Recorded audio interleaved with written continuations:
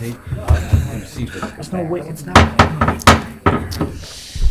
right, it's 5:30 for our Monday, February 26th meeting. Roll call, please, Carl. Councilmember Remley. Here. Ronayne. Here. Lunsman. Here. Slate Hansen. Here. Johnson. Here. Bunceness. Here. Olson. Here. Rux. Here. Mayor Leveson. I'm here. Join us in Pledge of Allegiance. I pledge allegiance To the flag of the United States of America and to the republic for which it stands, one nation, under God, indivisible, with liberty and justice for all. Need a motion for last week's minutes. Second. Motion Slade Hansen, second by Remley.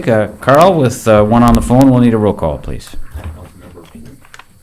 Councilmember Remley. Aye. Ronayne. Aye. Lunsman. Aye. Slate Hansen. Johnson. Aye. Bunceness. Aye. Olson. Aye. Rux. Aye. Mayor Leveson. Aye. Motion carries. Time for open forum. Randy Grismer has asked to address the council. Randy, you have the floor.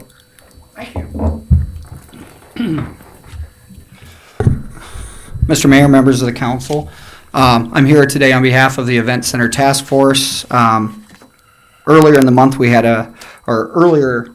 in this year, late last year, we had a meeting with the City Council and the City Commission, providing an update about the Event Center Task Force activities.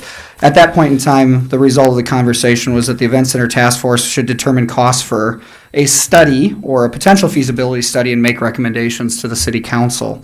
The request of the funding for a feasibility study and the request we're making today is based on those conversations, our dialogue, and the research, most of which was presented to you at that joint meeting of the city and county.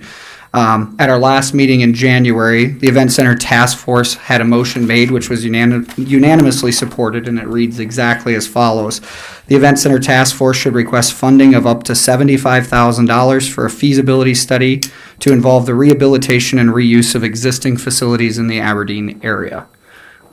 So at this point in time, the Event Center Task Force is making a request to the City Council to consider funding of up to $75,000 for that type of feasibility study. I would follow up with a couple of pre-planned questions that I thought the council might have. One of the questions we knew that would likely come up is, why are we looking at existing facilities and not new construction? The recommendation at this time would be to pursue multiple venue rehabilitation and reuse, based on the following. Obviously, there's limited bonding potential and capabilities with the city at this point in time. Public sentiment survey showed citizens were evenly split on whether to reuse and reinvest or to build new. And the likely construction, operations, and ongoing maintenance costs using a comparable facility in other markets as a baseline comparison made it impractical at this point in time. Many of the facilities that we would consider have comprehensive plans or feasibility studies which were already conducted. And so a logical question would be, why do another one? And the answer is that those feasibility studies were often conducted, or plans were created, and in some cases the studies are already antiquated. But in all cases, the proposals and their costs would represent the goals of the organizations who own, operate, or manage those facilities. And in those studies, there's often been a plan derived from their internal surveys or data, or current use, and a study that follows is not intended to find new or different ways to use a space, rather simply to determine if funding can be provided to use a space in a way the group so desires. So I suppose the logical question would be, what would be different about the study the Event Center Task Force is requesting? And the simple answer is the study would be unique in that it would be looking for the overall goals of the community as identified in our survey, not necessarily the specific needs or desires of the organizations or entities operating spaces. Putting fresh, independent eyes on those venues and those opportunities and using the data the Event Center Task Force has collected would probably be of exceptional value to assist them in determining the highest and best use of those spaces. And if that is the case, the scope of the study would be to identify missed opportunities to use a space, the limitations or objections to use of that space, and to further identify ways that we could overcome those obstacles, including but not limited to joint use agreements, reinvestment opportunities, costs, and public support. And finally, any study would hope to aim to identify ongoing operational costs and the financial viability of those independent organizations and help prioritize any potential project. Lastly, you're going to want to know how we got to $75,000. And the answer is quite simple. The Event Center Task Force reached out to several firms with varying levels of interest in this type of feasibility study. We provided the basic parameters and asked for estimated costs. We also reviewed previously conducted feasibility studies in other communities and the costs associated with some feasibility studies already conducted within our community. The cost is relative to the scope of work, and with the review of up to 3 potential locations within the community for reinvestment, the cost would be higher than the same survey for a single venue, single project feasibility study. And that's where we're at. So, Okay, thanks. Any questions from the council? Randy tried to answer them all, I think. hope I saved you some time. Appreciate the effort. Thank you, Randy. Thank you. Okay. Next item on our agenda is our consent calendar, routine city business, items A, B, and C, and we need a motion on that. Moved. Second. Motion Ronayne, second by Remley. Questions on any of them? Carl, roll call, please. Councilmember Ruggs. Aye. Olson. Aye. Bunceness. Aye. Johnson. Aye. Slade Hansen. Aye. Lunsman. Aye. Ronayne. Aye. Remley. Aye. Mayor Leveson. All right, motion carries. Under new business, ordinance 180201, a request to change the name of a portion of public right-of-way. We're requesting the change in order to, in essence, clean up the name of the street. It's Lancelot Drive on the north, Lancelot Drive in the south, Smith Drive in the middle. So make it easier for emergency personnel. Just like to make it Lancelot Drive all the way through. Move approval. Second. Motion Remley, second by Johnson. People there obviously know this is coming. Yes. Yeah. So. Any questions? Anyone else? If not, we have a motion and a second. Roll call to approve first reading of the ordinance. Councilmember Remley. Aye. Ronayne. Aye.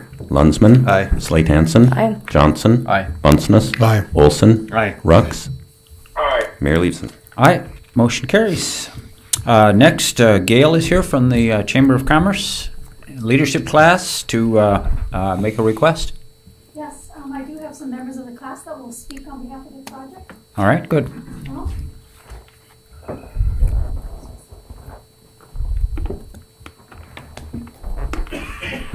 Hi, I'm Spencer Summers with Leadership Aberdeen. And I'm Janie Borkowski with Leadership Aberdeen. Mr. Mayor, City Council, we're here today asking the City Council to waive the Board of Zoning Adjustment application fees and sign permits for our Leadership Aberdeen project, Signs of the Times. What this is, it's basically an attempt to restore to the original state the historical downtown wall signs that have faded and become unrecognizable. These types of signs are known as ghost signs and are part of Aberdeen's history that once brought back to life could add the renewed interest to downtown.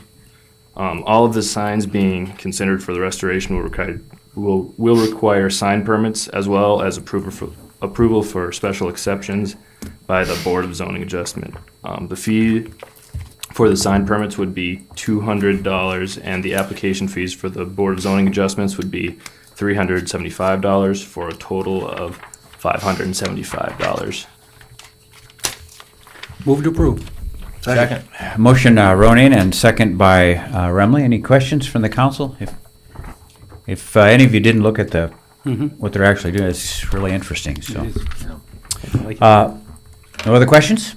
I have one. All right. So this is a wonderful project. Commend you for the original idea and what will be a really good outcome. Is this the entire universe that you see of ghost signs will be redone, or are you still considering other locations as well, or are you capturing it all here? We tried to find all of them downtown, but for this project, we're thinking we're going to try to start with the worst of the worst, the most faded, that if we don't fix will be gone eventually. We're not exactly sure how many we'll get to. We have probably close to 10 that we could get to, but it depends on artists and the funds that we raise. Does the historical requirements have any bearing on this? Yes, we talked to the South Dakota State Historical Society, and they gave us the go-ahead on the conditions that we get For each sign, we stay within the already painted area. We stay to as close as historically accurate as possible. And before we actually paint, we have to get permission from both the building owner and the design and appearance committee. Okay. Anybody else a question? Carl, then roll call to grant this request to waive those fees. Councilmember Rux. Aye. Olson. Aye. Bunceness. Aye. Johnson. Aye. Slate Hansen. Aye. Lunsman. Aye. Ronayne. Aye. Remley. Aye. Mayor Leveson. Aye, motion carries. It's Thank you. approved. So when do you come back to visit us? We have a zoning board meeting. Or I'm with the whole class, Gail. When is it? Oh. Couple of weeks? Next week. March 5th? Is that Yeah, right? next week. Next week. Next at, Monday. Yeah, next Monday. Next Monday. Okay. 4:30. 4:30. 4:30, yeah. All right. Good. Thank you.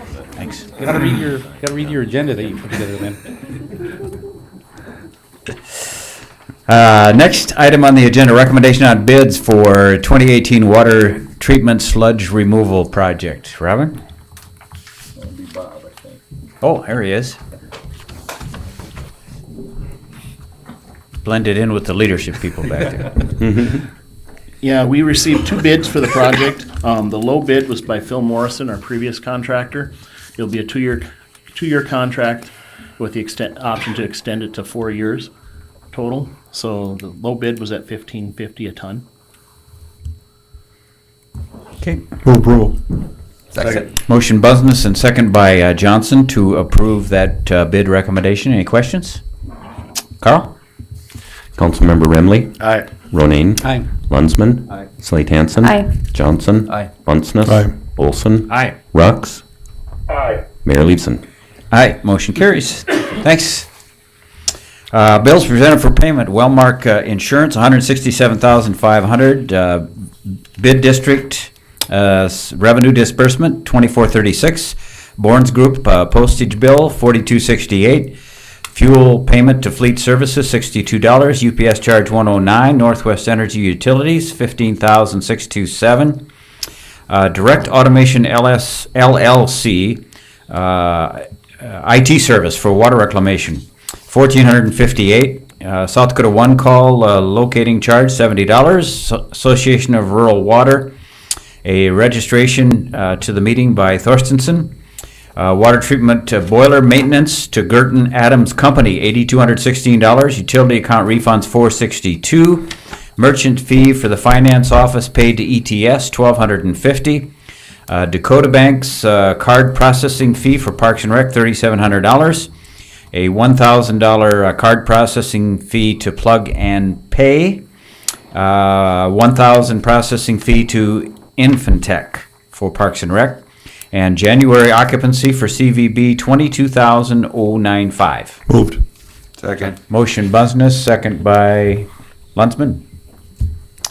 Questions, any of the bills? Carl? Councilmember Rux. Aye. Olson. Aye. Bunceness. Aye. Johnson. Aye. Slate Hansen. Aye. Lunsman. Aye. Ronayne. Aye. Remley. Aye. Mayor Leveson.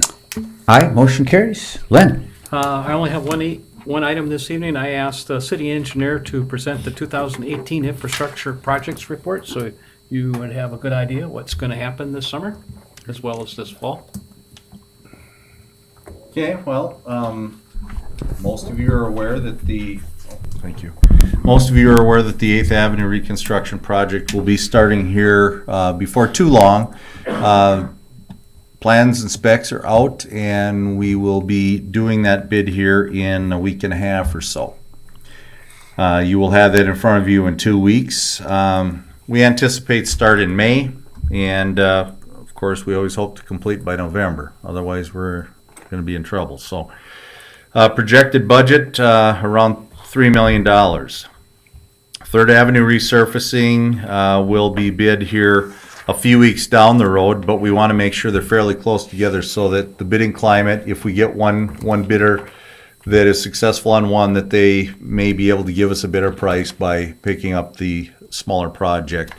We anticipate getting that going here about the same time and completion in that October-November time frame. That's quite a bit smaller project at $600,000. 3rd Avenue Bridge project, they will be bidding. This is a DOT process, and they will be bidding that in late March. So that will put them into demolition maybe in May, with completion in later on in the fall. Of course, that one there will be some reroutes as well as on 8th Avenue. Probably the people that will be most affected on most of these projects are going to be the ones that are directly adjacent to the project. Most of the other folks will be able to figure out a way to get around them. On the 8th Avenue project, of course, you're going to have 2nd Street and 5th Street open to traffic, so you can go one direction or the other off of that or through, but you won't be able to go through the actual project. We'll also be doing our mill and overlay project. We'll be bidding that. We'll be bidding that a little bit later, probably about a month later than the other two projects. That'll be a fairly large project at $800,000, and we're going to be trying to do the area on 8th Avenue out by the AGP plant in anticipation of their completion, probably before we'd be able to get the construction done in 19. Of course, we've already bid the 2nd Street signal upgrades. That will be starting, I would anticipate, fairly soon, April time frame. That should not tie us up too terribly long, but it'll still be a month or two of inconvenience with lane closures, and you'll still be able to get through, but it'll just be a little tighter to be able to get through it. Of course, we have the 5th Street pedestrian signal upgrades. We'll be bidding that probably in early May. Railroad crossings, got the paperwork for that this week, or this past week. That will be done both at State Street and Dakota Street. The concrete street rehab, we've got a lot of areas to work on again. And the projected budget of $180,000, I wish it was about triple that. We've got a lot of concrete work to do, but there's only so much money to go around in some of these projects, and we anticipate starting that here hopefully in April and completing before school starts. The Accessible Quadrant Program, that's a little smaller project, but it still is projected at about $180,000. And we hope to have that completed sometime in the July time frame. We'll be doing another trenchless sanitary sewer rehab. We're still working on some ideas on areas. We've got some pretty good ideas where we want to move into, but the one primary one we want to make sure is timed out with Northern's facilities as they do their practice fields to that area behind Jerde Hall to the east. We've got a 42-inch line that we want to redo so that we don't have to worry about that ever being a problem for that new practice facility. Of course, we'll be doing, the Public Works Department will be doing their typical patching and chip sealing program, another 240 blocks. And that's going to go on the north side of town from J Street to Roosevelt Street and up to 15th Avenue from the railroad tracks.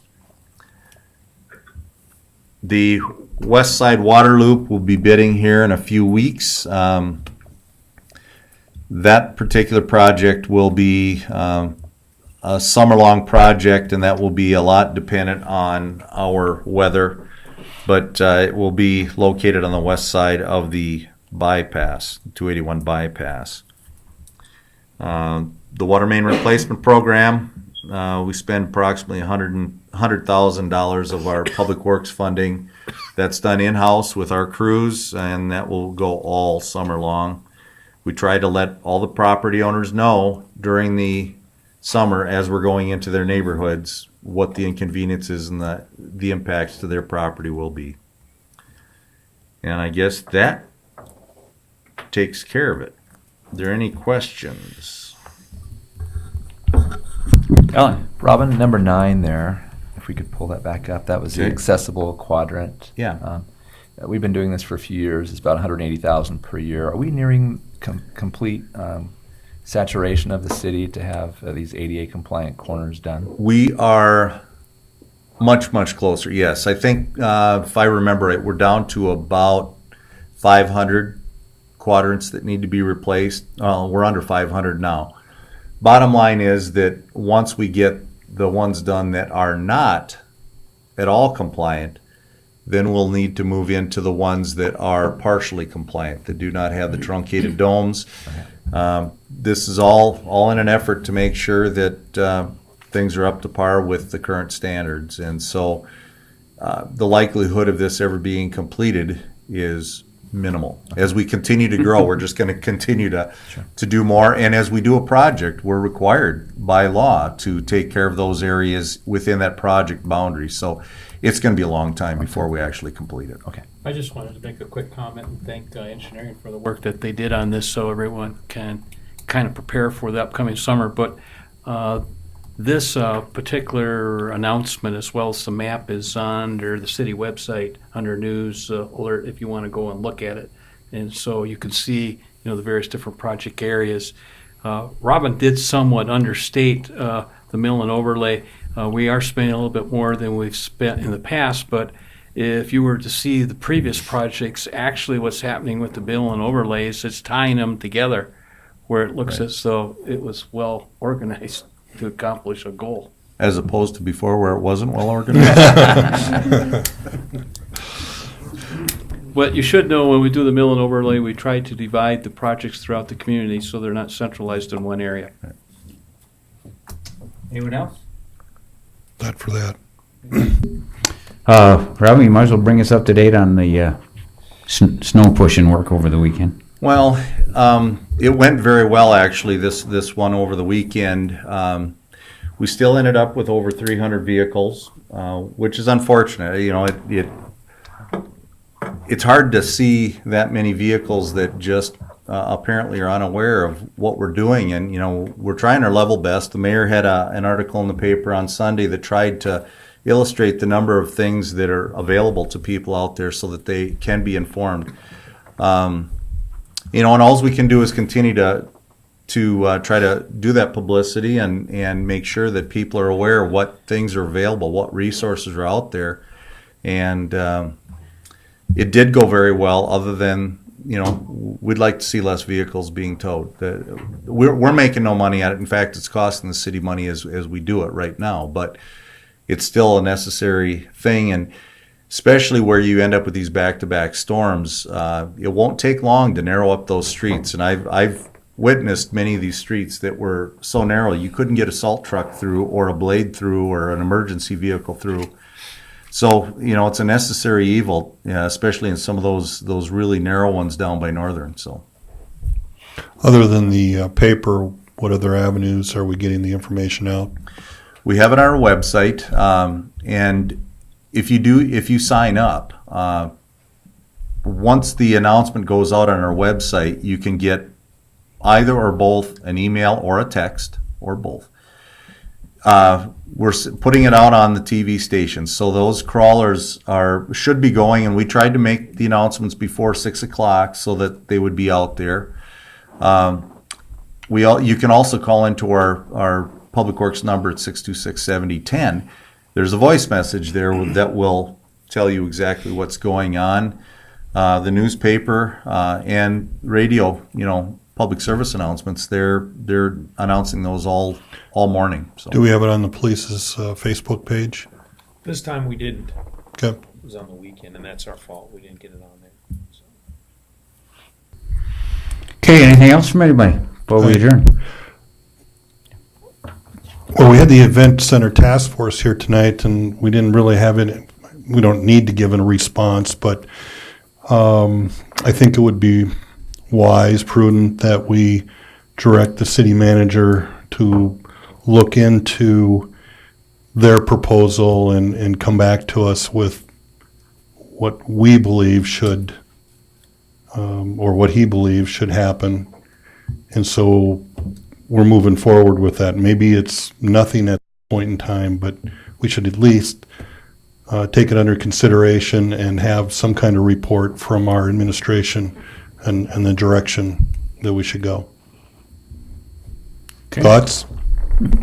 Do you want us to get a report from them and then have it in as an agenda item so we can make a decision, or do you just want a report from them?